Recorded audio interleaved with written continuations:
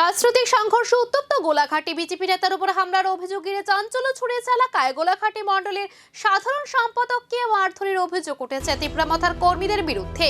গুরুতর জখম অবস্থায় তাকে হাসপাতালে নিয়ে যাওয়া হয়। আহত বিজেপি নেতাকে প্রাথমিক চিকিৎসার পর এই ট্রমা সেন্টারে রেফার করা হয়। ঘটনার জেরে বিজেপির প্রাক্তন সিপাহীজলা জেলা সভাপতি গৌরাঙ্গ ভৌমিক বিশ্রামগঞ্জ থানায় লিখিত অভিযোগ দায়ের করেছেন। অভিযোগ, পরিকল্পিতভাবে এই হামলা চালানো হয়েছে, যদিও অভিযুক্ত পক্ষের তরফে এখনো পর্যন্ত কোনো প্রতিক্রিয়া পাওয়া যায়নি।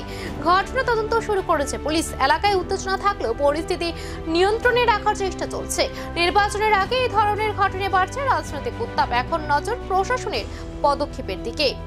10টা সাড়ে 10টা দয়ারামপাড়া হসপিটালে গিয়েছিলেন আমাদের গোলাঘাটি মণ্ডলের সাধারণ সম্পাদক 19 গোলাঘাটি নির্বাচন কেন্দ্রের কারণে একদিন যোদ্ধা। উনি একটা অ্যাক্সিডেন্ট হয়েছিল, তার বাতিজাকে অ্যাক্সিডেন্ট হয়ে একটা পায়ে খুব আঘাত পেয়েছিল। ওনাকে দেখার জন্য গিয়েছিল, কিন্তু সেখানে দয়ারাম হসপিটালে কতিপয় মথার দুষ্কৃতিকারী তার উপর আক্রমণ করেছিল। সেখানে আক্রমণ করে সে রুগীও দেখতে পায়নি, সিরিয়াস উইন্ডেড হয়েছিল। তাকে কিল, ঘুষি, পরবর্তী সময়ে কিছু লাঠি রড নিয়েও এসেছিল তাকে মারার জন্য।